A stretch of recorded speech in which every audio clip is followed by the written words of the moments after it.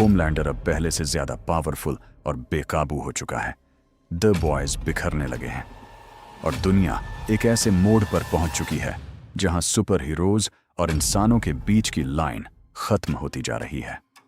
दी boys season 3 की शुरुआत में बिल्ली बटर और उसकी टीम ऑफिशियली सरकार के लिए काम कर रहे होते हैं और सुपर हीरो क्राइम्स को रोकने की कोशिश कर रहे होते हैं, लेकिन बुचर अंदर से अब भी होमलैंडर को खत्म करना चाहता है।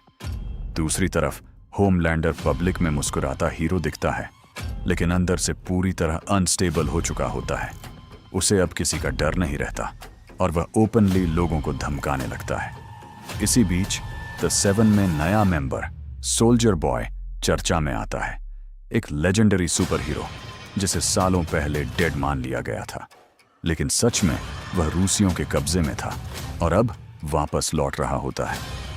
बुचर को पता चलता है कि सोल्जर बॉय की पावर्स इतनी डेंजरस हैं कि वह किसी भी सुपर हीरो की पावर्स खत्म कर सकता है, इसलिए वह उसे होमलैंडर के खिलाफ इस्तेमाल करने का प्लान बनाता है। इस सीजन में सबसे बड़ा ट्विस्ट टेम्प वी होता है, एक टेम्पररी कंपाउंड वी इंजेक्शन जिससे आम इंसानों को थोड़ी देर के लिए सुपर हीरो पावर्स मिलती हैं। बटर और ह्यूगी इसे इस्तेमाल करने लगते हैं, लेकिन इसकी वजह से उनका शरीर धीरे धीरे मरने लगता है। मीनवाइल होमलैंडर का ईगो और मैडनेस हर एपिसोड में बढ़ता जाता है। वह स्टारलाइट को कंट्रोल करता है, डी डीप और ए ट्रेन को मैनिपुलेट करता है और पूरी दुनिया को डराकर अपनी वर्शिप करवाना चाहता है। सोल्जर बॉय की वापसी केओस ले आती है, क्योंकि वह ओल्ड स्कूल ब्रूटल हीरो होता है जिसे कोलैटरल डैमेज की कोई परवाह नहीं।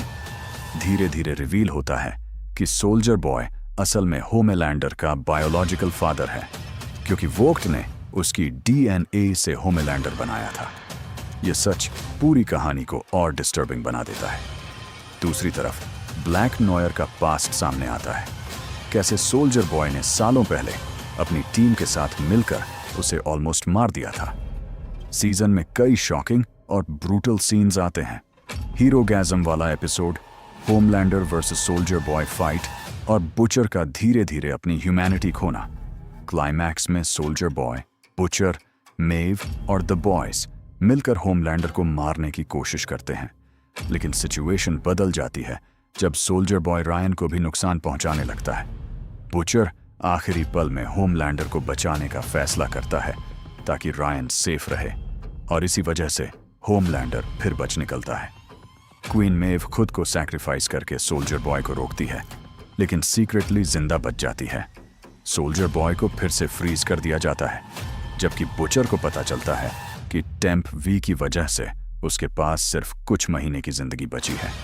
सीजन के अंत में होमलैंडर पब्लिक में खुलेआम एक आदमी को मार देता है, लेकिन डरने की बजाय लोग उसके सपोर्ट में चीयर करने लगते हैं, और यहीं दिखता है कि अब दुनिया खुद भी धीरे धीरे मॉन्स्टर्स को एक्सेप्ट करने लगी है।